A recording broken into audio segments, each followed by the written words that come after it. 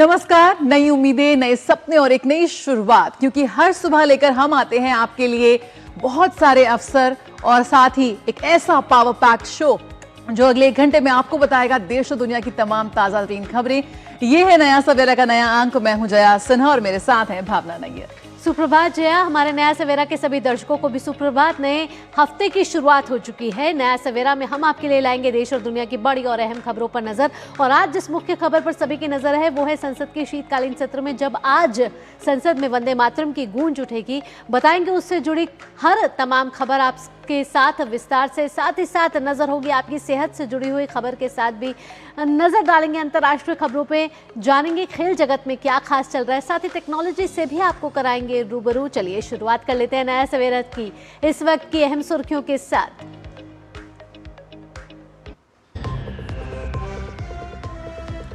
वंदे मातरम के 150 वर्ष पूरे होने पर लोकसभा में आज ऐतिहासिक चर्चा। प्रधानमंत्री नरेंद्र मोदी 12 बजे करेंगे चर्चा की शुरुआत। लगातार 10 घंटे चलेगा विशेष सत्र।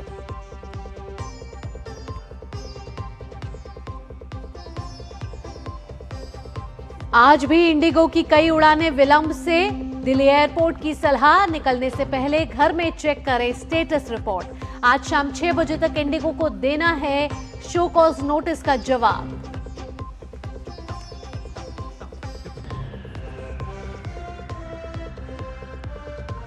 इंडिगो संकट के बीच भारतीय रेलवे बना मददगार। राजधानी दिल्ली समेत देश भर में आज 22 स्पेशल ट्रेनों का संचालन। पूर्व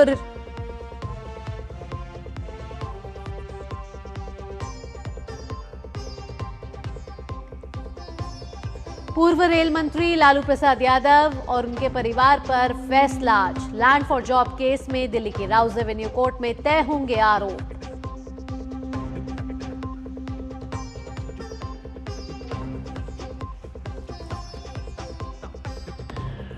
और ISSF वर्ल्ड कप में भारत का शानदार प्रदर्शन। सिमरनप्रीत का स्वर्ण पर निशाना। ऐश्वर्या तोमर और अनीश भानवाला ने जीता रजत पदक।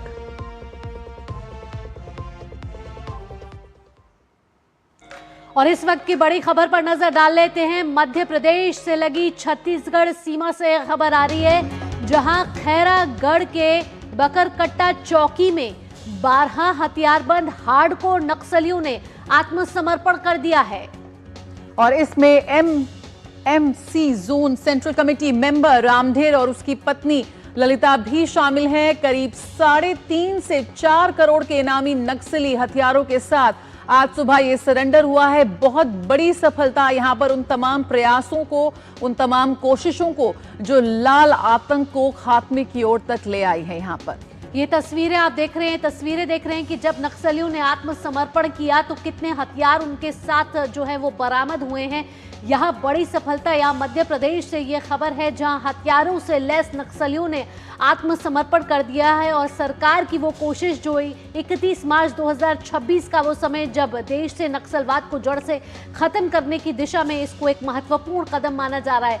ये आप तस्वीरें देख रहे हैं जिसमें 12 हार्डकोर नक्सली हैं, इन्होंने आज सुबह समर्पण किया है। और ये बड़ी खबर डीडी न्यूज की, जहां नक्सलियों की तरफ से ये आत्मसमर्पण किया गया है। अजीत द्विवेदी हमारे साथ, हमारे संवाददाता जुड़ गए हैं ज्यादा जानकारी के साथ। अजीत, क्या है ताजा अपडेट? ये 12 नक्सली जिन पर कई इनाम भी घोषित किए गए थे, और साथ ही साथ सरकार का जो महत्वपूर्ण कदम है जहां नक्सलवाद को जड़ से खत्म करना है, उसकी दिशा में भी ये एक अहम कार्रवाई मानी जा रही है। बिल्कुल बिल्कुल, देखिए बहुत बड़ी ये उपलब्धि है। और जिस तरीके से नक्सल विरोधी अभियान लगातार चल रहा है और उसका ही असर है कि लगातार नक्सली दबाव में सरेंडर कर रहे हैं और मुख्यधारा में लौटने की कोशिश कर रहे हैं।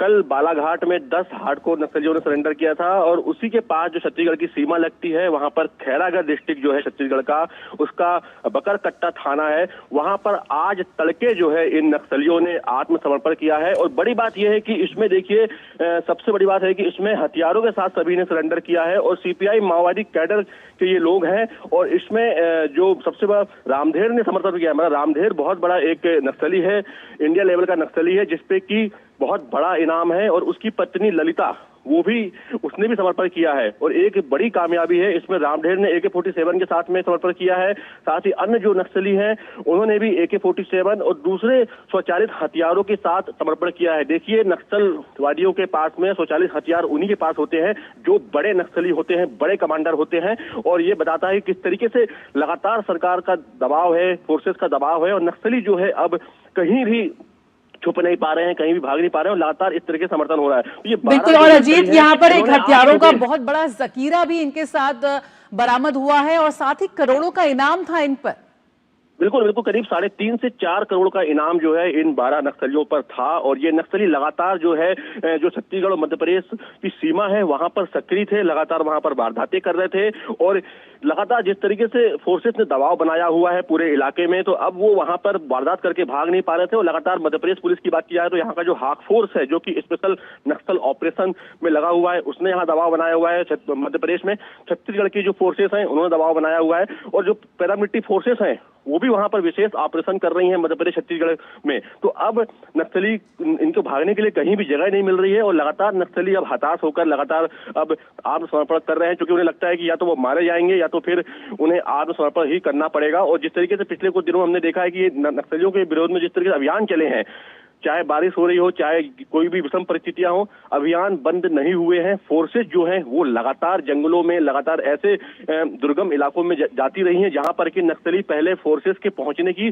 कल्पना भी नहीं कर सकते थे। और इसी से मोराल जो है नक्सलियों का टूटा है, और नक्सली अब लगातार आत्मसमर्पण कर रहे हैं। और सिर्फ छोटे मोटे नक्सली नहीं है, ये हार्डकोर नक्सली हैं। आप समझ सकते हैं, जो रामढेर है वो और उसकी पत्नी जो ललिता है, ये बहुत बड़े इन्होंने जो कार्रवाइयां की हैं, इन्होंने बहुत बड़ी घटनाएं करी हैं, और उसमें ये शामिल थे। तो बड़े कमांडर का जब आत्मसमर्पण होता है तो कहीं ना कहीं नक्सलियों का मोराल और डाउन होता है, और भी नक्सली जो है वो सरेंडर करते हैं। तो एक बहुत बड़ी बात है, बहुत बड़ी एक उपलब्धि है सरकार के लिए, फोर्सेस के लिए, कि नक्सली अब लगातार जो है आत्मसमर्पण कर रहे हैं और मुख्य धारा में लौटने का प्रयास कर रहे हैं। एक बड़ी खबर ये। बिल्कुल अजीत, तो यहाँ पर नक्सलवाद अपनी अंतिम सांसें लेता हुआ। बिल्कुल, बहुत बहुत शुक्रिया अजीत फिलहाल इस जानकारी के साथ जुड़ने के लिए। तो यहाँ पर बड़ी सफलता सुरक्षा बलों के लिए, बड़ी सफलता यहाँ पर उन तमाम कोशिशों और प्रयासों के लिए जो इस वक्त भारत को नक्सलवाद मुक्त करने में जुटी हुई है।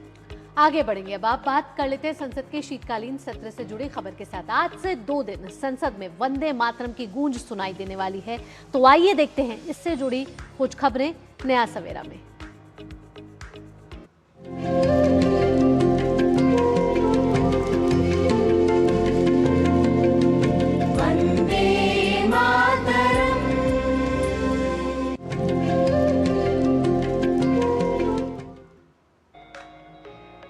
लोकसभा में आज राष्ट्रगीत वंदे मातरम की 150वीं वर्षगांठ के उपलक्ष्य में विशेष चर्चा का आयोजन किया गया है। ये चर्चा केवल एक औपचारिक कार्यक्रम नहीं, बल्कि भारत के राष्ट्रीय स्वाभिमान, सांस्कृतिक चेतना और राष्ट्रवादी धारा को नए सिरे से समझने का अवसर माना जा रहा है।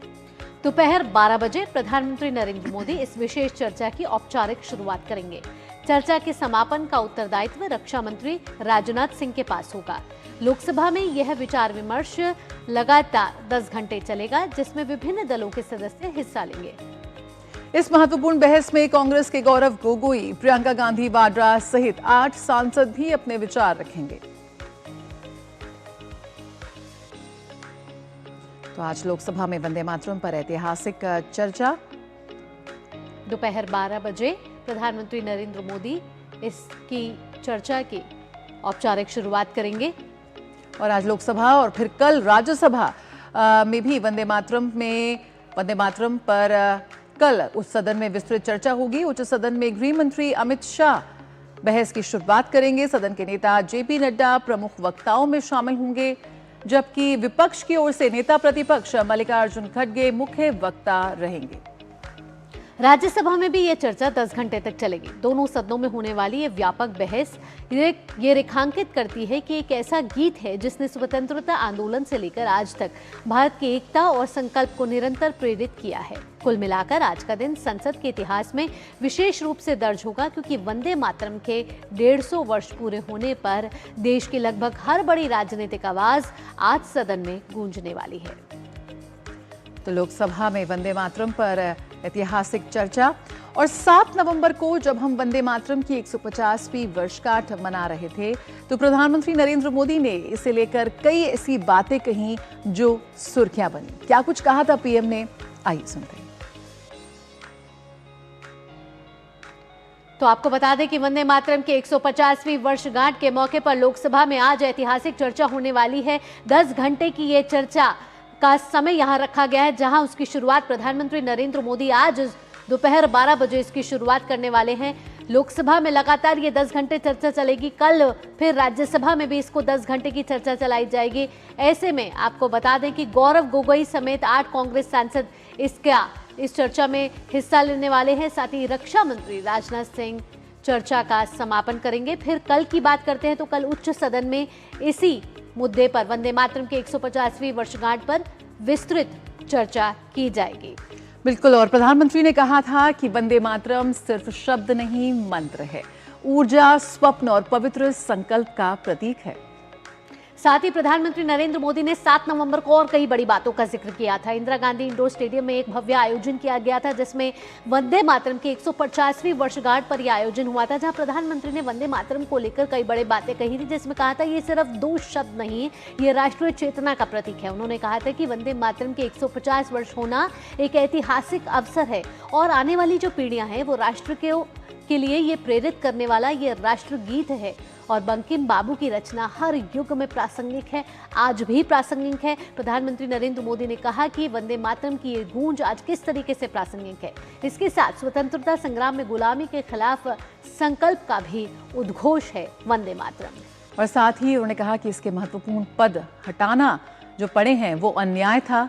महत्वपूर्ण पद हटाने का कारण समझना जरूरी है। तो यकीनन वंदे मातरम सिर्फ एक शब्द नहीं है, ऊर्जा, स्वप्न और पवित्र संकल्प का ये एक प्रतीक है। प्रधानमंत्री के ये शब्द जो लगातार गूंज रहे हैं और इसका सामूहिक गायन जो है वो सीमाओं से परे अद्भुत अनुभव है। बिल्कुल, और इसी के साथ वंदे मातरम के जो 2 शब्द हैं कई सालों तक विवादों में भी घिरे रहे हैं। ये हमारा राष्ट्र गीत ने कई चुनौतियों को भी पार किया है। वंदे मातरम से मां दुर्गा के कुछ श्लोक हटाने का आरोप कांग्रेस पार्टी और प्रथम प्रधानमंत्री जवाहरलाल नेहरू पर लगता रहा है।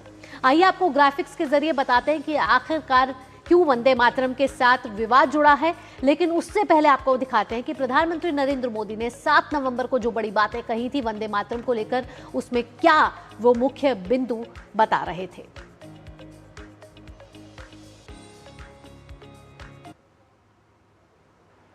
आजादी की लड़ाई में वंदे मातरम की भावना ने पूरे राष्ट्र को प्रकाशित किया था। लेकिन दुर्भाग्य से 1937 में वंदे मातरम के महत्वपूर्ण पदों को, उसकी आत्मा के एक हिस्से को अलग कर दिया गया था। वंदे मातरम को तोड़ दिया गया था, उसके टुकड़े किए गए थे। वंदे मातरम के इस विभाजन ने देश के विभाजन के बीज भी बो दिए थे। राष्ट्र निर्माण का ये महामंत्र, इसके साथ ये अन्याय क्यों हुआ, ये आज की पीढ़ी को भी जानना जरूरी है। क्योंकि वही विभाजनकारी सोच देश के लिए आज भी चुनौती बनी हुई है। वंदे मातरम हर दौर में, हर कालखंड में प्रासंगिक है। इसने अमरता को प्राप्त किया है। वंदे मातरम की पहली पंक्ति है, सुजलाम सुफलाम मलयज शीतलाम सस्य श्यामलाम मातरम। अर्थात प्रकृति के दिव्य वरदान से सुशोभित हमारी सुजलाम सुफलाम मातृभूमि को नमन। साथियों, यही तो भारत की हजारों साल पुरानी पहचान रही है।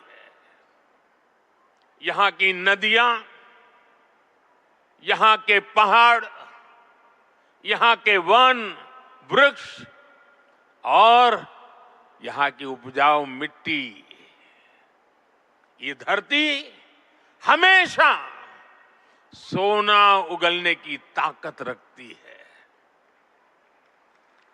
सदियों तक दुनिया भारत की समृद्धि की कहानियां सुनती रही थी। तो वंदे मातरम पर यह विशेष चर्चा क्यों हो रही है, आइए ये भी समझते हैं। वंदे मातरम रचना के 150 साल पूरे हो गए हैं और ऐतिहासिक अवसर को संसद में औपचारिक रूप से सहेजना इस वक्त बेहद महत्वपूर्ण है। साथ ही आपको बता दें कि ये चर्चा इसलिए भी महत्वपूर्ण है क्योंकि राष्ट्रीय महत्व देने की मंशा से संसद में ये गूंज आज उठने वाली है। इसके साथ साथ स्वाधीनता संग्राम में उनका जो हमारे स्वतंत्रता सेनानी थे उनका योगदान, ऐतिहासिक सांस्कृतिक महत्व सबके सामने लाना भी जरूरी हो जाता है। गीत की समसामयिक प्रासंगिकता को बताना ये भी एक मुख्य उद्देश्य, संसद में इसको लेकर एक विशेष सत्र लेकर आना ये भी जरूरी हो गया था। बिल्कुल, और वंदे मातरम को राष्ट्रीय महत्व देने की मंशा है। एक बार फिर उन गुमनाम नायकों को याद कराने की मंशा है। स्वाधीनता संग्राम में योगदान कैसा रहा उनका और किस तरह से युवाओं में राष्ट्र भावना को जागृत करना है, ये भी इस वक्त बेहद महत्वपूर्ण है। स्वतंत्रता आंदोलन की विरासत और इतिहास का सम्मान, ये भी इस मौजूदा पीढ़ी की जिम्मेदारी है और इतिहास को सामने दोबारा लाने की कोशिश है ताकि हमारी मौजूदा पीढ़ी और आने वाली पीढ़ी हमारे इतिहास के उन गुमनाम नायकों को, हमारी जो महत्वपूर्ण पड़ाव रहे हमारे संघर्ष के और आज के इस नए भारत के गठन में, उसे समझने का यहाँ पर जरूरी है। बिल्कुल, तो ये जरूरी है कि संसद के एक विशेष सत्र में आज वंदे मातरम की गूंज सुनाई देगी, जहां प्रधानमंत्री नरेंद्र मोदी 12 बजे इसकी औपचारिक शुरुआत करेंगे। इसके साथ साथ जिस तरीके से जया आपने बताया कि वंदे मातरम कई पड़ावों से गुजरा है और प्रधानमंत्री नरेंद्र मोदी भी यही कह रहे थे अपने भाषण में कि वंदे मातरम का जो विभाजन हुआ उसी ने ही देश के विभाजन की भी नींव रखी। यानी कई चुनौतियों से ये दो शब्द जिनको प्रधानमंत्री मोदी कह रहे हैं कि ये शब्द नहीं, ये मंत्र है। वंदे मातरम से मां दुर्गा के कुछ श्लोक हटाने का आरोप कांग्रेस पार्टी और पहले प्रधानमंत्री जवाहरलाल नेहरू पर लगता आ रहा है। आइए आपको बताते हैं कि आखिरकार वंदे मातरम से जुड़ा ये विवाद है क्या। जब ये गीत स्वतंत्रता की पहचान बन रहा था तब 1908 में मुस्लिम लीग ने इसके विरोध की शुरुआत की और अमृतसर अधिवेशन में सैयद अली इमाम ने कहा कि ये गीत इस्लाम विरोधी है क्योंकि इसमें मातृभूमि की तुलना देवी देवताओं से की गई है। बाद में खिलाफत आंदोलन के दौरान ये भावना और गहरी होती चली गई और यही कहीं ना कहीं इस बात का भी प्रमाण देता है कि इसके शब्दों में से कुछ छेड़छाड़ हुई और इनके श्लोक भी हटाए गए। और हमारे साथ हमारे संवाददाता इस समय शैलेंद्र मिश्र जुड़ गए हैं ज्यादा जानकारी के साथ। शैलेंद्र का रुख करेंगे।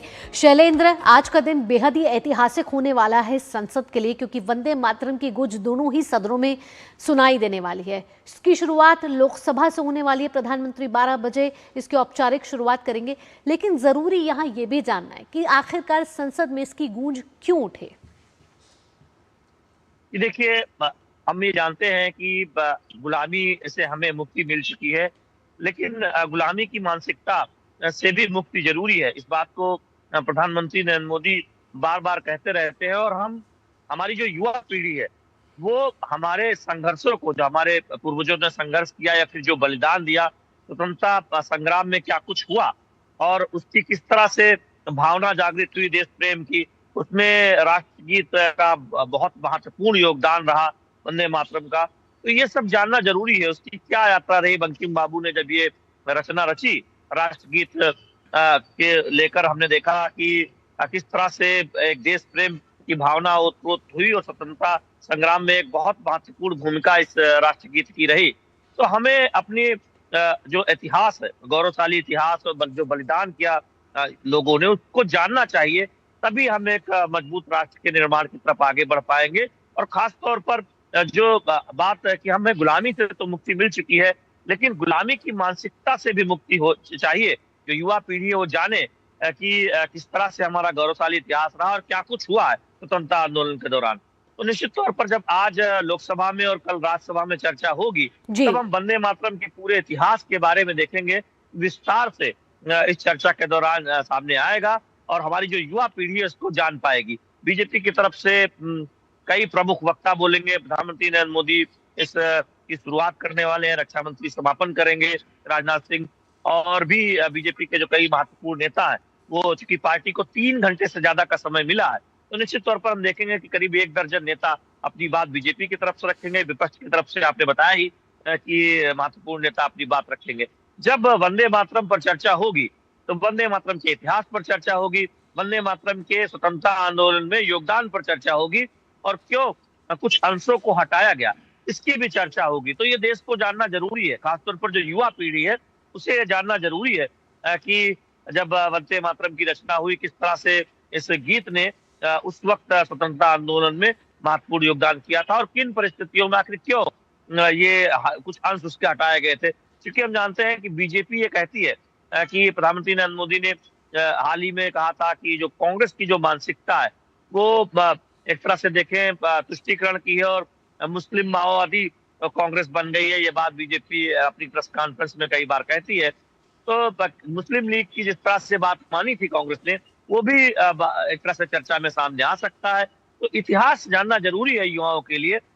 और दूसरी बात यह है कि 150 वर्ष जब पूरे हो चुके हैं वंदे मातरम के, तो ऐसे में हमें इस राष्ट्रगीत की रचना के बाद जो कुछ हुआ ये भी अब विस्तार तौर पर सामने आएगा। तो आज हम देखेंगे कि 12 बजे से चर्चा लोकसभा में शुरू होगी। जी शैलेंद्र, तो तमाम जानकारियों के साथ आपका बहुत बहुत धन्यवाद। नजर रहेगी 12 बजे जब प्रधानमंत्री नरेंद्र मोदी क्या वंदे मातरम के 150 साल पूरे होने पर क्या बड़ी बातें कहते हैं और 10 घंटे जो ये चर्चा रहेगी, अलग अलग राजनीतिक दल के सांसद इस पर अपनी क्या राय रखते हैं। इसके साथ यहाँ रुकेंगे छोटे से ब्रेक के लिए। ब्रेक के बाद जल्द हाजिर होते हैं। हम देखते रहिए नया सवेरा। सुनो, एक अच्छी इंश्योरेंस पॉलिसी एआई से पूछते हैं। एक ऐसी पॉलिसी जिसमें प्रीमियम पेमेंट हो लिमिटेड पर इनकम आती रहे लाइफ टाइम। LIC का जीवन उत्सव। एक ऐसी पॉलिसी जो दे होल लाइफ इंश्योरेंस कवर भी। LIC का जीवन उत्सव। वाओ, चलो तो LIC की जीवन उत्सव पॉलिसी ही लेते हैं। मैं भी तुमसे यही कह रही थी, LIC का जीवन उत्सव। लाइफ टाइम सेलिब्रेशन मनाइए LIC के जीवन उत्सव के साथ, फ्यूचर सेट है। खादी सिर्फ एक वस्त्र नहीं बल्कि भारत की आत्मनिर्भरता और सांस्कृतिक विरासत का प्रतीक है और आज वैश्विक फैशन और सस्टेनेबल लाइफस्टाइल की नई परिभाषा बन चुकी है। वर्ष 2024-25 में वर्ष 2013-14 के मुकाबले 1,16,000 करोड़ रुपए के खादी ग्रामोद्योग प्रोडक्ट्स का उत्पादन, जो लगभग 350% की वृद्धि है। 1,70,000 करोड़ रुपए के खादी ग्रामोद्योग प्रोडक्ट्स की रिकॉर्ड बिक्री अर्थात 450% वृद्धि दर्ज हुई और साथ ही पिछले 11 वर्षों में लगभग 2 करोड़ लोगों को KVIC ने रोजगार दिया। तो आइए भारत की आत्मनिर्भरता को बढ़ावा दें और खरीदें खादी और ग्रामोद्योग उत्पाद। विजिट करें नजदीकी खादी स्टोर। मेरी पसंद, मेरी पसंद, मेरी पसंद, मेरी पसंद, हमारी पसंद, हम सबकी पसंद। मजबूत देश का मजबूत सरिया हो गया स्टील। ब्रेक के बाद आपका स्वागत है। आइए अब बात कर लेते हैं इंडिगो से जुड़े जो विवाद चल रहे हैं उसकी। DGCA ने इंडिगो के अकाउंटेबल मैनेजर और CEO को कारण बताओ नोटिस का जवाब देने के लिए 24 घंटे का एक्सटेंशन दिया है। इंडिगो को आज शाम 6 बजे तक जवाब दाखिल करने को कहा गया है। इसके बाद किसी भी स्थिति में जवाब देने के लिए कोई एक्सटेंशन नहीं दिया जाएगा। दरअसल इंडिगो में बड़े पैमाने पर ऑपरेशनल दिक्कतों और नियमों के उल्लंघन को लेकर 6 दिसंबर को ये नोटिस जारी किया गया था, जिसमें 24 घंटे के भीतर जवाब देने के निर्देश दिए गए थे। लेकिन कंपनी के दोनों ही अधिकारियों ने जवाब देने के लिए थोड़ा और समय मांगा था और इस अनुरोध की समीक्षा के बाद DGCA ने जवाब देने की समय सीमा को 24 घंटे और बढ़ा दिया। साथ ही ये चेतावनी भी दी है कि अगर बढ़ी हुई समय सीमा के अंदर पूरा और विस्तृत जवाब नहीं मिलता है तो रेगुलेटर उपलब्ध रिकॉर्ड के आधार पर एक तरफा कार्रवाई करेगा। तो यहाँ पे डीजीसीए ने इंडिगो को दिया है 24 घंटे का एक्सटेंशन। आज शाम 6 बजे है डेडलाइन यहाँ पर इंडिगो के पास अपना जवाब दाखिल करने के लिए। और इस बीच नागरिक उड्डयन मंत्रालय के निर्देशों को अमल में लाते हुए एयर इंडिया ग्रुप ने तुरंत अपने रिजर्वेशन सिस्टम में नए तय किराए को लागू करना शुरू कर दिया है। एयर इंडिया एक्सप्रेस ने इसे पूरी तरह से लागू कर दिया है, जबकि एयर इंडिया धीरे धीरे किराए की केपिंग लागू कर रही है, जो अगले कुछ घंटों में पूरी तरह से प्रभावी हो जाएगी। दरअसल आपको बता दें कि इंडिगो संकट के बाद उपजे हालात का संज्ञान लेते हुए मंत्रालय ने हाल ही में घरेलू उड़ानों में इकोनॉमी क्लास के किराए पर एक तय सीमा निर्धारित कर दी है, ताकि डिमांड बढ़ने पर किराए में बेहिसाब बढ़ोतरी ना हो। तो यहाँ पर नागरिक उड्डयन मंत्रालय के निर्देशों का कड़ा पालन किया जा रहा है। एयर इंडिया ग्रुप ने फिलहाल किराए में बदलाव कर दिए हैं। उम्मीद करते हैं कि बाकी एयरलाइंस भी इसको फॉलो करती हुई नजर आएंगी। तो यहाँ पर हवाई किराया सीमा पर सरकार के नए निर्देशों का पालन यहाँ पर किया जा रहा है। तो इस समय सरकार इसी सुविधा पर जोर दे रही है कि हवाई यात्रियों को कोई परेशानी ना हो। और जिस तरीके से इंडिगो में जो संकट पैदा हुआ है, जिससे कई उड़ानें रद्द कर दी गई हैं, ऐसे में जो दूसरी एयरलाइंस पर इस समय प्रेशर क्रिएट हो रहा है, उस प्रेशर को कहीं ना कहीं कम करने और बेहिसाब अगर किराया कोई एयरलाइन यहाँ लेने के लिए इस संकट के बीच अगर ऐसा कुछ प्लान करती है, तो सरकार की तरफ से ये कड़े नियम जो हैं, ऐसे में हवाई यात्रियों को एक सांस की राहत देते हुए जरूर दिख रहे हैं। इंडिगो के कारण पैदा हुए फ्लाइट संकट से निपटने के लिए और यात्रियों की परेशानी कम करने के इरादे से भारतीय रेलवे ने भी बड़े कदम उठा लिए हैं। जी हाँ, बिल्कुल। आज रेलवे की ओर से 22 विशेष ट्रेनों का संचालन हो रहा है। रेलवे ने अपने सोशल मीडिया प्लेटफॉर्म एक्स पर इन ट्रेनों की सूची जारी की है। इनमें से 8 ट्रेन दिल्ली के विभिन्न स्टेशनों से चल रही हैं। नई दिल्ली रेलवे स्टेशन पर यात्री अपने गंतव्य के लिए निकल रहे हैं। वहीं Hazrat Nizamuddin railway station, Anand Vihar terminal पर यात्रियों की आवाजाही देखी जा रही है। तो यहाँ पर भारतीय रेल इस संकट की घड़ी में यात्रियों के साथ आया है। तमाम स्पेशल ट्रेन्स चल रही हैं। जो मौजूदा ट्रेन्स हैं उनमें भी अलग अलग उसमें नए कोचेस ऐड किए गए हैं। और यहाँ पर इंडिगो की जो क्राइसिस है, इंडिगो फ्लाइट से क्राइसिस के बाद किस तरह से इस वक्त घटनाक्रम बदलते नजर आ रहे हैं। दिव्यांशु इस वक्त हमारे साथ जुड़ चुके हैं, संवाददाता दिल्ली एयरपोर्ट से। दिव्यांशु, पहला सवाल यही, जिस तरह की अफरा तफरी और लोगों की भीड़ देखी जा रही थी, इस वक्त किस तरह से ऑपरेशंस चल रहे हैं? इंडिगो की फ्लाइट स्टेटस को लेकर अभी क्या कुछ अपडेट है? देखिए, बिल्कुल आपको बताना चाहूँगा कि इंडिगो की तरफ से जो ऑपरेशन है उसको नॉर्मलाइज करने की कोशिश लगातार जारी है। लेकिन आज की भी बात करें तो बड़ी संख्या में जो इंडिगो की फ़्लाइट्स हैं वो दिल्ली एयरपोर्ट से फ़िलहाल जो है वो कैंसिल हैं। अगर हम बात करें कौन कौन सी दिल्ली से जो फ़्लाइट कैंसिल हैं वो मैं आपको बताना चाहूँगा। दिल्ली से इंदौर रद्द है फ़िलहाल, दिल्ली से हैदराबाद, दिल्ली से अहमदाबाद, दिल्ली से जम्मू, बेंगलोर, विजयवाड़ा, बागडोगरा, ये तमाम डेस्टिनेशंस हैं जहाँ पर इंडिगो की जो फ़्लाइट्स हैं वो फ़िलहाल दिल्ली एयरपोर्ट से रद्द हैं। इसी बीच इंडिगो ये दावा कर रहा है कि करीब 1650 ऐसी फ्लाइट्स हैं जिनको अब री एस्टैब्लिश करने में उनकी कंपनी जो है वो कामयाब हुई है और आने वाले कुछ दिनों में सभी उड़ानें जो हैं इंडिगो की वो पटरी पर आ जाएंगी। ये दावा इंडिगो की तरफ से किया जा रहा है। इसके अलावा जो बैगेज यात्रियों के फंसे हुए थे, करीब 3000 ऐसे बैगेज हैं जिनको लौटाया गया है। ये दावा इंडिगो की तरफ से किया गया है और इसके साथ साथ करीब 610 करोड़ रुपए के आसपास का जो रिफंड है, जो कि टिकट कैंसिलेशन का था, वो यात्रियों को लौटाया गया है। कि तो ये तमाम दावे इंडिगो की तरफ से तो ज़रूर किए जा रहे हैं, लेकिन अभी भी कई जो उड़ानें रद्द हैं उससे यात्री काफ़ी ज़्यादा परेशान है और उम्मीद करते हैं कि आने वाले समय में सभी उड़ानें रीएस्टैब्लिश होंगी। इसके अलावा आपको बताना चाहूँगा कि जो डीजीसीए ने कारण बताओ नोटिस इंडिगो के सीईओ को दिया था, उसमें थोड़ा सा समय में तब्दीली की गई है, थोड़ा समय दिया गया है। दरअसल इंडिगो के जो सीईओ हैं उन्होंने खुद वक्त मांगा था कि आज शाम तक वो इसका जवाब दे पाएंगे। डीजीसीए के तमाम जो सवाल हैं उनका जवाब वो दे पाएंगे। तो हम उम्मीद करते हैं कि आज शाम तक एक पॉजिटिव रिस्पॉन्स इंडिगो की तरफ से डीजीसीए को दिया जाएगा और देखना यही होगा कि उड़ानें आखिर कब तक रीएस्टैब्लिश होती हैं जो प्रभावित हैं। हमारे साथ कुछ यात्री बातचीत करने के लिए हैं। थोड़ा सा आप आगे आ जाइए, अपना नाम बताइए और ये बताइए आपको कहाँ से कहाँ जाना था और कितनी दिक्कत आ रही है। Hello, good morning, my name is Deep, मैं केरला से हूँ। अहमदाबाद से केरला जाना था मेरे को। That was day before yesterday. मैं गया था राजस्थान दोस्त की शादी में। And then the moment I reach Ahmedabad, जो मेरी फ़्लाइट थी Ahmedabad to Goa, Goa to Kochi, cancel हो गई। उन्होंने जो नेक्स्ट फ़्लाइट दिया वो था एक दिन के बाद, सो एक दिन अहमदाबाद पे स्टे किया। एंड जो दूसरी फ़्लाइट थी वाया मुंबई, टू कोची वो भी कैंसिल हो गई and they give me the option कि आप दिल्ली से बैंगलोर और बैंगलोर से कोची आप जा सकते हो। सिंस एक अर्जेंट मीटिंग था तो मैंने बोला train was not a good option for me, but then जैसे ही दिल्ली में लैंड किया मैसेज आता है कि आपकी जो दिल्ली टू बैंगलोर फ्लाइट है वो कैंसिल हो चुकी है। एंड देन जो लगेज था मेरा वो भी मेरे को मिला नहीं। So now they are telling me luggage जो है वो आपको सीधा घर पे डिलीवर हो जाएगा एंड जो नेक्स्ट फ्लाइट दी है वो आज शाम की दी है direct flight, and I am hoping कि अब वो भी कैंसिल ना हो। दिल्ली पहली बार लैंड हुआ है? दिल्ली पहली बार लैंड हुआ हो जी। So it's first time. तो बिल्कुल अलग अलग यात्री की अलग अलग परेशानी है, अलग अलग कहानी है।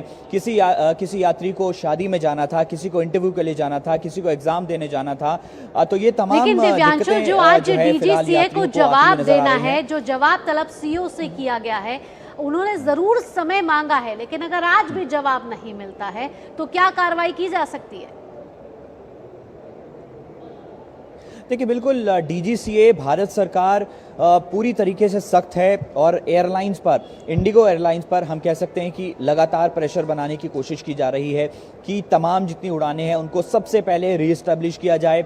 लोगों का जो पैसा फंसा हुआ है टिकट्स का उसको रिफंड किया जाए। इसके अलावा जो बैगेज फंसे हुए हैं तो वो लौटाए जाए, उनको रिलीज़ किया जाए। तो ये तमाम कोशिश इंडिगो की तरफ से की जा रही है, ये दावा किया जा रहा है उनकी तरफ से। लेकिन हम उम्मीद करते हैं कि आगे कार्रवाई ना करनी पड़े सरकार को। बहुत जल्द जो है इंडिगो अपनी तमाम जो फ्लाइट्स हैं उनको रीएस्टैब्लिश कर रहे। लेकिन डीजीसीए ने भी साफ कहा है कि अगर ये तमाम चीजें रीएस्टैब्लिश नहीं होती हैं तो आने वाले दिनों में इंडिगो के ऊपर जो है बड़ी कार्रवाई हो सकती है। तो देखना यही हुआ कि आखिर कब तक ये चीजें जो है नॉर्मलाइज होती हैं। बिल्कुल, बहुत बहुत शुक्रिया दिव्यांशु फिलहाल इस जानकारी के साथ जुड़ने के लिए। तो हम देख रहे हैं लगातार जिस तरह से जो पैसेंजर्स हैं, जो यात्री हैं, उनका जो ऑर्डियल चल रहा है, 3 दिन हो चुके हैं लेकिन वो अहमदाबाद से अभी तक केरल नहीं पहुंच पाए, दिल्ली में अटके हुए और सामान का तो भी पता ही नहीं है।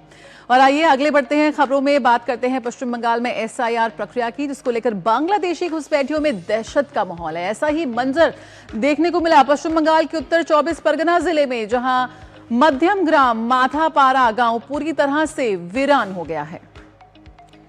मध्यम ग्राम नगर पालिका के 3 नंबर वार्ड में सैकड़ों परिवार रहा करते थे, लेकिन सभी परिवार रातों रात गायब हो गए। स्थानीय लोगों का कहना है कि यहाँ बांग्लादेश से आए लोग रह रहे थे, जो पश्चिम बंगाल सरकार की लक्ष्मीर भंडार योजना का लाभ ले रहे थे। योजना में सामान्य वर्ग की गरीब महिलाओं को हर महीने 1000 रुपए, जबकि SC/ST वर्ग की महिलाओं को हर महीने 1200 रुपए दिए जा रहे थे। ऐसा कहा जा रहा है कि एसआईआर के डर से ये इलाका रातों रात वीरान हो गया। तस्वीरों में देख सकते हैं कि लोग अपना सामान वगैरह भी छोड़कर बस भागे हैं। तो यहाँ पर वही एसआईआर प्रक्रिया में पारदर्शिता पर सीईओ कार्यालय ममता सरकार को बार बार चेतावनी दे रहा है। बावजूद इसके बारुई पूर्व विधानसभा क्षेत्र से अनुशासनहीनता और अवैध गतिविधियों की घटना सामने आई है। बारुईपुर पूर्व के एक बीएलओ को निर्वाचन आयोग के 4 नवंबर को अनुशासन भंग करने के आरोप में बर्खास्त करने के बावजूद 25 नवंबर के एन्यूमरेशन फॉर्म पर बीएलओ के हस्ताक्षर मौजूद हैं। इस संदर्भ में सीईओ कार्यालय ने सवाल उठाए हैं कि ये कैसे संभव हुआ। वहीं पश्चिम बंगाल में एसआईआर पर गड़बड़ी को लेकर भाजपा नेता दिलीप घोष ने ममता सरकार पर हमला बोल दिया है।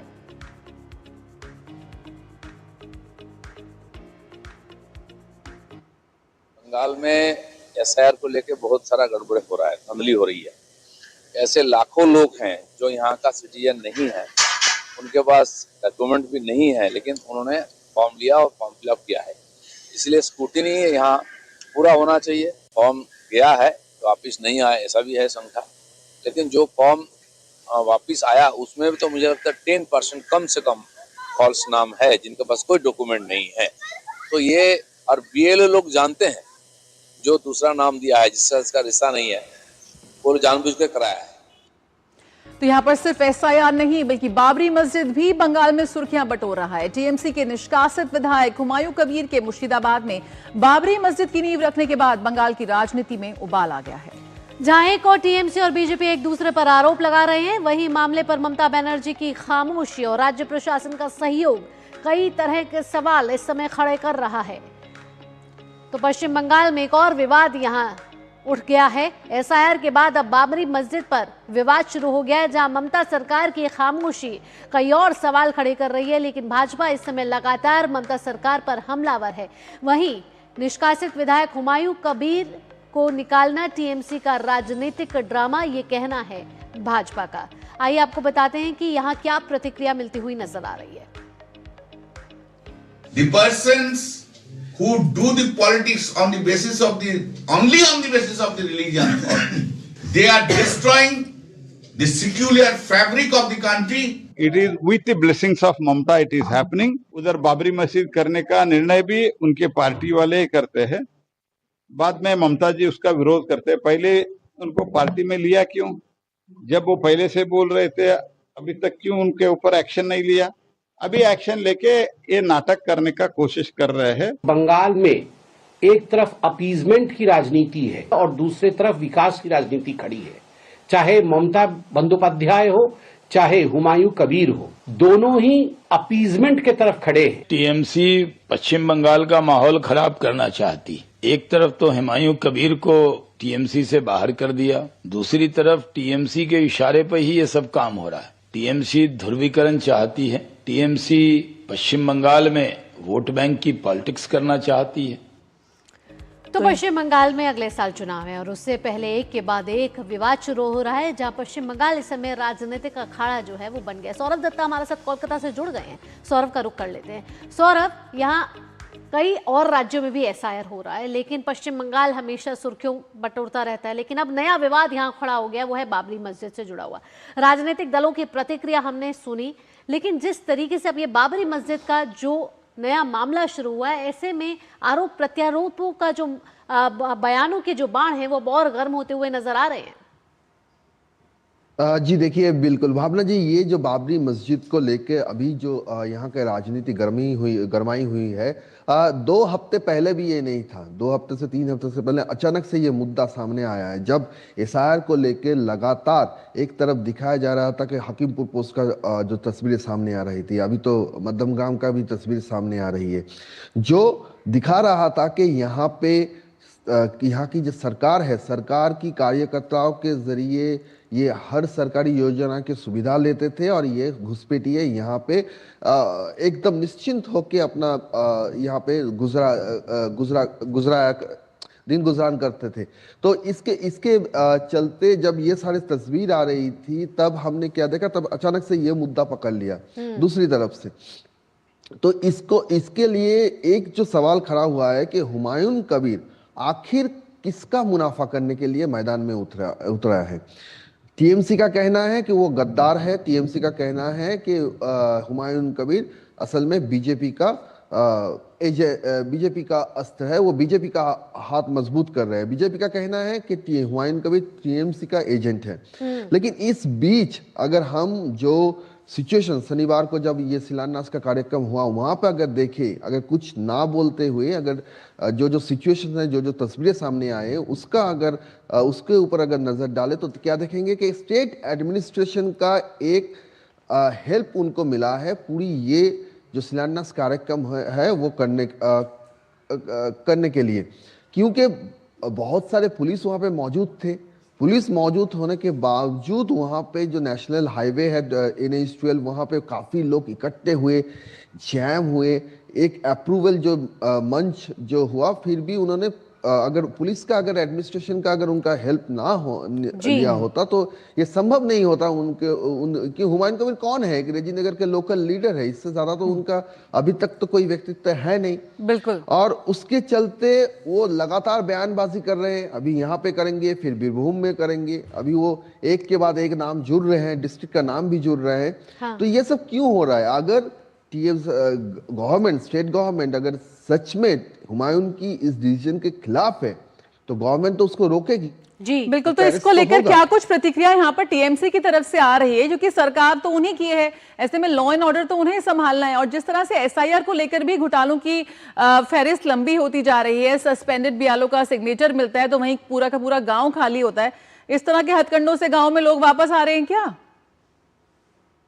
जया जी देखिए, एक ये मुद्दा अभी इसी तरफ से टर्न लिया है कि ये जो बाबरी मस्जिद वाला मुद्दा है, वहां पे क्या देखा जा रहा है कि जो वोट बैंक है, उस वोट बैंक का जो गणित है, वो गणित कहीं पे कोई कैलकुलेशन चल रहा है कि किसको कितना लाभ उठाना है, उसका एक अलग स्ट्रेटेजी चल रहा है।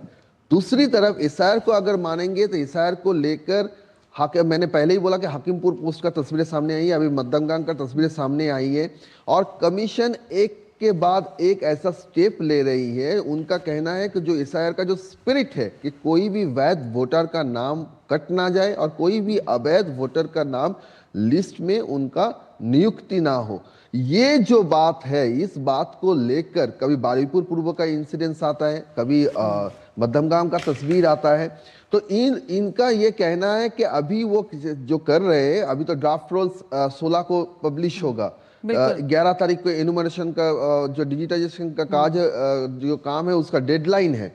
उसके बाद जो हियरिंग होगा, उस हियरिंग में भी कमीशन चुनाव आयोग चाहती है कि वो जो हियरिंग हो वो भी इन कैमरा हो, उसका भी डिजिटाइजेशन हो, मतलब जो हियरिंग में जो डॉक्यूमेंट्स डाल रहे हैं वो भी डिजिटलाइज होके पब्लिक के सामने वो दिखाया जाए कि क्या क्या डॉक्यूमेंट्स इन लोगों ने डाला जिनको हियरिंग फेस करना पड़ा। ये उनका ये तरीका है। उनका कहना है कि क्योंकि जिस तरह से कमीशन 4 नवंबर को कहा बारुईपुर पूर्व में कि इस बीएलओ को हटा दीजिए, इसका टीएमसी के साथ डायरेक्ट लिंक है, पॉलिटिकल पार्टी के लोग हैं, इसको नहीं रहना चाहिए, फिर भी 25 नवंबर उनका सिग्नेचर है, ऐसा एनुमरेशन फॉर्म सामने आ रहा है। तो इस सारी बातें को लेकर कमीशन चुनाव आयोग हियरिंग प्रोसेस इन कैमरा करना चाहती है और उसका रिकॉर्डिंग रखना चाहती है। और अभी 55 लाख ऐसे फिगर है जो कहा जा रहा है कि इनका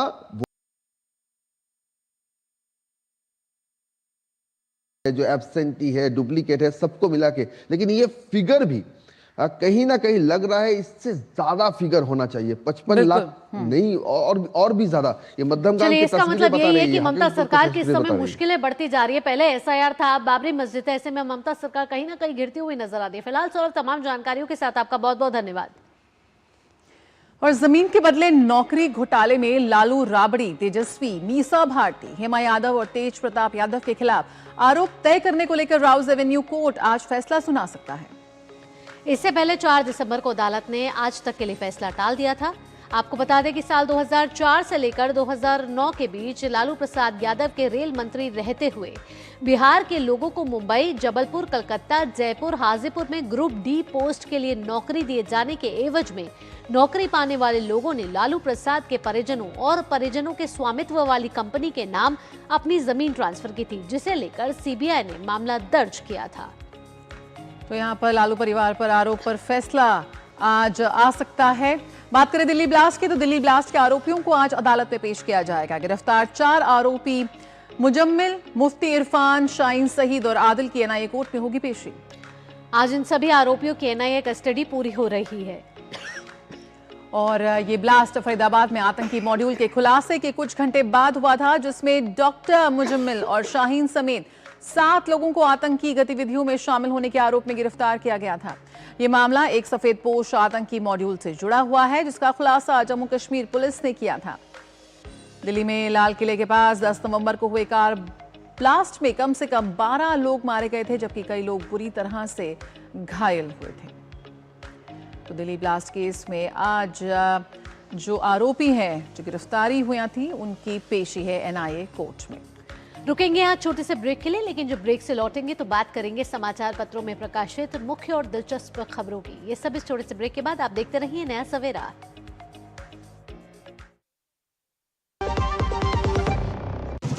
ओ हरी भैया, अरे वाह, खेतों में कौन सी फसल लगाए हो?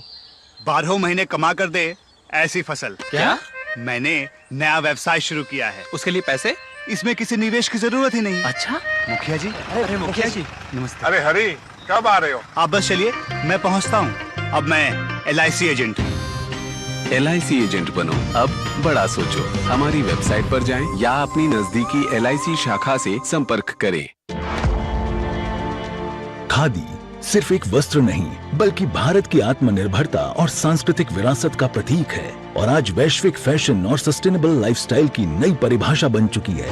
वर्ष 2024-25 में वर्ष 2013-14 के मुकाबले 1,16,000 करोड़ रुपए के खादी ग्रामोद्योग प्रोडक्ट्स का उत्पादन, जो लगभग 350% की वृद्धि है। 1,70,000 करोड़ रुपए के खादी ग्रामोद्योग प्रोडक्ट्स की रिकॉर्ड बिक्री अर्थात 450% वृद्धि दर्ज हुई और साथ ही पिछले 11 वर्षों में लगभग 2 करोड़ लोगों को केवीआईसी ने रोजगार दिया। तो आइए भारत की आत्मनिर्भरता को बढ़ावा दें और खरीदें खादी और ग्रामोद्योग उत्पाद। विजिट करें नजदीकी खादी स्टोर। जब धरती चीर कर निकलता है लोहे का पत्थर और मिलता है मोंगिया के जोश से, फिर तपता है, पिघलता है और बनता है फौलाद।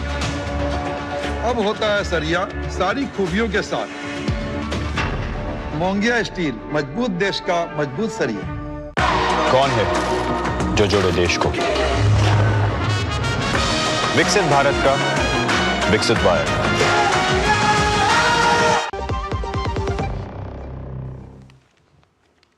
और आइए अब नया सवेरा में बात करते हैं समाचार पत्रों में छपी प्रमुख और दिलचस्प खबरों की हमारी इस सेगमेंट प्रेस रिपोर्ट में। और जो पहली खबर हम आपके लिए लेकर आए हैं वो रक्षा क्षेत्र से जुड़ी हुई है, जहां रक्षा मंत्री ने कल एक महत्वपूर्ण जानकारी दी है। कहा है कि घरेलू रक्षा उत्पादन अब 1.51 लाख करोड़ पर पहुंच गया है और अगर बात निर्यात की करें तो 24,000 करोड़ के करीब हो गया। यानी रक्षा क्षेत्र में जो विनिर्माण है उसमें जिस तरीके का बदलाव पिछले 1 दशक में देखा गया है वो अभूतपूर्व है। यानी हथियार और जो भी उपकरण बनाए जाते थे घरेलू स्तर पर, उसमें एक मजबूत प्रणाली का अभाव था, जो अब लगातार जिसमें प्रगति हो रही है और ये राष्ट्र के उभरते हुए उत्पादक निर्यातक देश के रूप में अब ये सामने आ रहा है। साथ ही ऑपरेशन सिंदूर को लेकर भी रक्षा मंत्री ने बड़ी बात की। कहा कि इस दौरान हमारी सेनाएं और सशस्त्र बल बहुत कुछ कर सकती थी, लेकिन हमने संयम बरता। और आइए दूसरी खबर यहाँ पर हिंदुस्तान से लेते हैं। तैयारी यहाँ पर है बैंकिंग रिफॉर्म्स को लेकर, बहुत ही अच्छी खबर है। जीरो बैलेंस अकाउंट अक्सर कॉर्पोरेट में खुलता था, लेकिन अब ये सामान्य रूप से भी खुल पाएगा। जीरो बैलेंस खाता हर कोई खुलवा सकेगा, हर बैंक को इसे खोलना होगा। अगर आप ग्राहक हैं तो आपको ऑनलाइन या लिखित इसके लिए आवेदन देना होगा और मात्र 7 दिन के समय में ये जीरो बैलेंस अकाउंट यहाँ पर खोलना होगा। आरबीआई की तरफ से बड़ा बदलाव यहाँ पर किया गया है। जीरो बैलेंस वाले बुनियादी बचत खाते के नियमों में ये बदलाव आया है और साथ ही इस जीरो बैलेंस अकाउंट पर भी आपको वही सुविधाएं मिलेंगी जो आपको नॉर्मल अकाउंट में मिलती हैं। जो आपका सेविंग्स अकाउंट है उसको भी आप जीरो बैलेंस अकाउंट में बदलवा सकते हैं, उसको तब्दील करा सकते हैं और जो मिनिमम बैलेंस लेकर जो आप पर पेनल्टी लगती थी, जो खाते में पैसे कटते थे, वो अब पुरानी बात होने वाली है, क्योंकि यहाँ पर आरबीआई की तरफ से सख्त निर्देश बैंकों को दे दिए गए हैं। और अगली खबर एक सकारात्मक खबर है और खबर है ये संभल से जुड़ी हुई। संभल जहाँ सिर्फ खौफ जो था वो बसेरा लेता था, लेकिन आज यहाँ उम्मीद की किरण जागी है।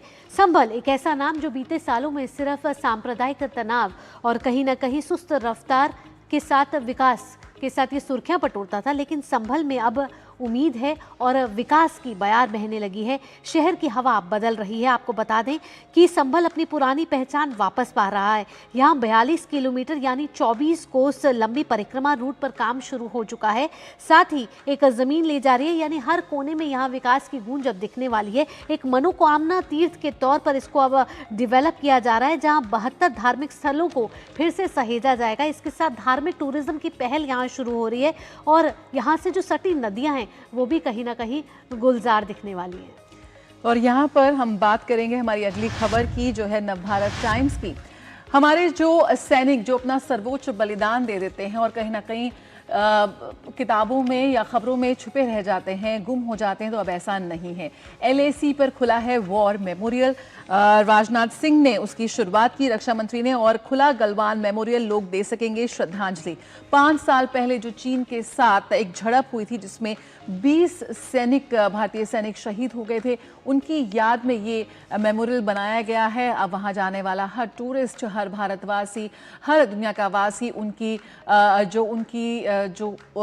जो शहादत हुई है, जो उन्होंने अपना सर्वोच्च बलिदान दिया है, उसके बारे में जान सकते हैं, उन्हें पढ़ सकते हैं। और लाल काले ग्रेनाइट से बनाया गया है मेमोरियल और उसका डिजाइन त्रिशूल और डमरू के आकार का है और साथ ही एक ऐसी त्रिकोणीय संरचना है जो ऊर्जा और पहाड़ों का प्रतीक है। साथ ही कांस्य की मूर्तियां हैं इन 20 सैनिकों के जो शहीद हुए हैं उनको स्मरण करते हुए।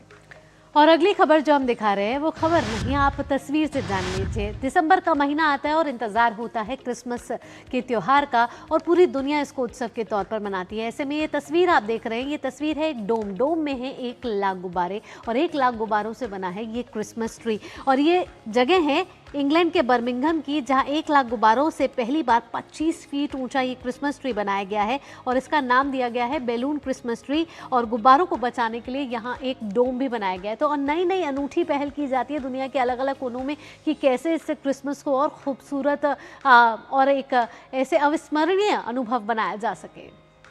और दे दनादन गोल, जी हाँ, यहाँ पर कैसे मिट्टी से निकले हमारे फुटबॉल के सितारे आज मेसी से मिलने जा रहे हैं, ये खबर जरूर आपको दिलचस्प लगेगी।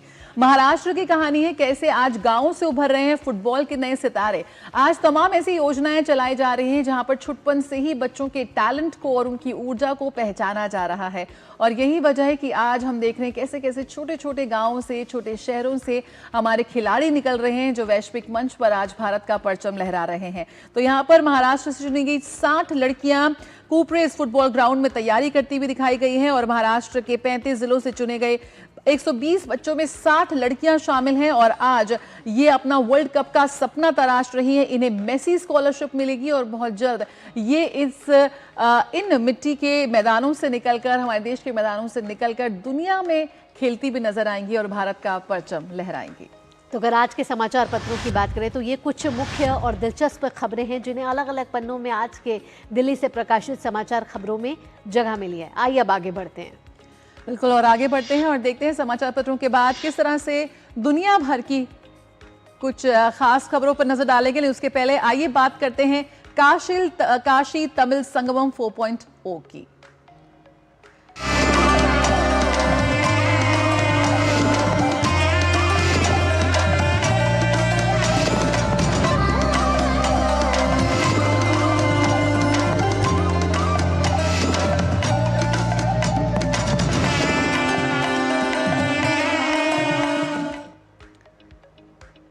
वाराणसी में चल रहे काशी तमिल संगमम 4.0 के तहत कल रात कृषकों का चौथा दल बनारस स्टेशन पहुंचा।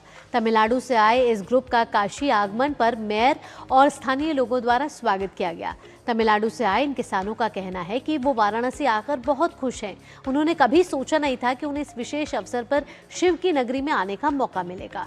उन्होंने इसके लिए प्रधानमंत्री नरेंद्र मोदी का आभार जताया। हम देख रहे हैं लगातार तमिलनाडु से जो डेलीगेशन है छात्रों का, शिक्षकों का, वो पहुंच रहा है काशी, और यहाँ पर किसानों का चौथा दल पहुंचा है काशी। और उत्तर भारत और दक्षिण भारत की संस्कृति का एक बेहद अनूठा संगम हम यहाँ देख रहे हैं।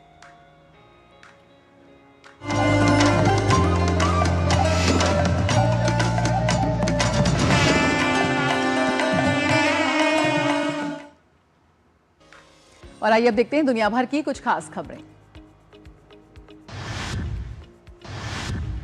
इजरायली प्रधानमंत्री नेतन्याहू ने कहा कि वे गजा योजना के दूसरे चरण में शीघ्र ही प्रवेश कर सकते हैं। उन्होंने हमास को हथियार डालने की चेतावनी दी। नेतन्याहू इस महीने के अंत में राष्ट्रपति ट्रंप से शांति पर चर्चा करेंगे। अमेरिकी प्रतिनिधियों के साथ मुलाकात पर यूक्रेन के राष्ट्रपति व्लादिमीर जेलेंस्की ने कहा कि यूक्रेन की शांति योजना को लेकर बातचीत रचनात्मक लेकिन आसान नहीं रही। अमेरिका के याकुटाट अलास्का में 5.8 तीव्रता का भूकंप आया है। USGS के अनुसार भूकंप की गहराई 5 किलोमीटर थी। थाईलैंड और कंबोडिया के बीच सीमा पर तनाव एक बार फिर बढ़ा। दोनों देशों ने एक दूसरे पर सीज फायर उल्लंघन का आरोप लगाया। ब्रिटेन अपनी नौसैनिक रक्षा और पनडुब्बी रोधी क्षमता बढ़ाने के लिए युद्धपोतों और विमानों में स्वचालित जहाजों और AI तकनीक को शामिल करेगा। और आइए अब बात कर लेते हैं कारोबार जगत की बिजनेस ब्रीफ में। अक्टूबर में अमेरिका को भारत का पेट्रोलियम निर्यात 94.5% बढ़कर $25.15 करोड़ हुआ। भारत के कुल पेट्रोलियम निर्यात में अमेरिका ने 6.4% खरीदा। केंद्रीय विद्युत मंत्री मनोहर लाल ने कहा कि आर्टिफिशियल इंटेलिजेंस और मशीन लर्निंग आधारित एप्लीकेशन चोरी का पता लगाने और पूर्वानुमानित रखरखाव में बड़ी भूमिका निभा सकते हैं। स्टार्टअप इकोसिस्टम के मामले में उत्तर प्रदेश का देश में विशेष स्थान है। सीएम योगी आदित्यनाथ सरकार के विजन से प्रदेश के सभी 75 जिलों में स्टार्टअप की मौजूदगी, जो एग्रीटेक, एआई, ड्रोन और फिनटेक आदि क्षेत्रों से है। बिहार को दूध उत्पादन में आत्मनिर्भर बनाने के लिए मुख्यमंत्री नीतीश कुमार ने रोड मैप किया तैयार। सीएम ने फुलवारी शरीफ में सुधा मिल्क प्लांट का निरीक्षण किया, साथ ही अधिकारियों के साथ समीक्षा बैठक की और उत्पादन बढ़ाने के निर्देश दिए। और आइए आगे बढ़ते हुए अब बात कर लेते हैं खेल जगत की, हमारे खास सेगमेंट स्पोर्ट्स ट्रैक में। दोहा में चल रहे आईएसएसएफ विश्व कप फाइनल में भारतीय निशानेबाजों का शानदार प्रदर्शन जारी। सिमरनप्रीत ने महिलाओं की 25 मीटर पिस्टल वर्ग में स्वर्ण पदक जीता, विश्व जूनियर रिकॉर्ड की बराबरी। भारत के ऐश्वर्य प्रताप सिंह तोमर ने आईएसएसएफ विश्व कप फाइनल में 50 मीटर राइफल 3 पोजीशन वर्ग में रजत पदक जीता। वे 413.3 अंक हासिल करके चीन के टियान जियामिंग के बाद दूसरे स्थान पर रहे। वहीं भारत के अनीश भानवाला ने पुरुषों की 25 मीटर रैपिड फायर पिस्टल में रजत पदक जीतने में सफलता हासिल की। उन्होंने 40 में से 31 हिट के साथ दूसरा स्थान हासिल किया। भारत ने केप टाउन के स्टेलनबोश में दक्षिण अफ्रीका के खिलाफ 3 मैचों की सीरीज का पहला मैच 5-2 से जीत लिया। भारत और दक्षिण अफ्रीका के बीच दूसरा मुकाबला आज केप टाउन के हार्टिल वेल स्टेडियम में खेला जाएगा। मुंबई स्मैशर्स ने इंडियन पिकलबॉल लीग में फाइनल में हैदराबाद रॉयल्स को 5-1 से पटकनी देकर इंडियन पिकलबॉल लीग की पहली चैंपियन बनी। और यहाँ एक और अच्छी खबर की बात कर लेते हैं। प्रधानमंत्री नरेंद्र मोदी ने डीडी न्यूज के सुप्रभातम कार्यक्रम की सराहना की है। एक्स पर प्रधानमंत्री नरेंद्र मोदी ने लिखा है कि दूरदर्शन पर प्रसारित होने वाला सुप्रभातम कार्यक्रम सुबह सुबह ताजगी भरा एहसास देता है। इसमें योग से लेकर भारतीय जीवन शैली तक अलग अलग पहलुओं पर चर्चा होती है। भारतीय परंपराओं और मूल्यों पर आधारित यह कार्यक्रम ज्ञान, प्रेरणा और सकारात्मकता का अद्भुत संगम है। पीएम ने डीडी न्यूज के सुप्रभातम कार्यक्रम के सुभाषित सेगमेंट का विशेष जिक्र किया। पीएम ने एक्स पर लिखा कि सुप्रभातम कार्यक्रम में एक विशेष हिस्से की ओर आपका ध्यान आकर्षित करना चाहूंगा। ये है संस्कृत सुभाषित। इसके माध्यम से भारतीय संस्कृति और विरासत को लेकर एक नई चेतना का संचार होता है। ये है आज का सुभाषित। तो यकीनन जब प्रधानमंत्री सराहना करते हैं तो हम सभी का भी उत्साह बहुत ज्यादा बढ़ता है। नया सवेरा में आगे बढ़ेंगे, बात करेंगे मौसम की। जानते हैं आपके शहर का मौसम का हाल, जानते हैं शहर का न्यूनतम और अधिकतम तापमान ग्राफिक्स के जरिए।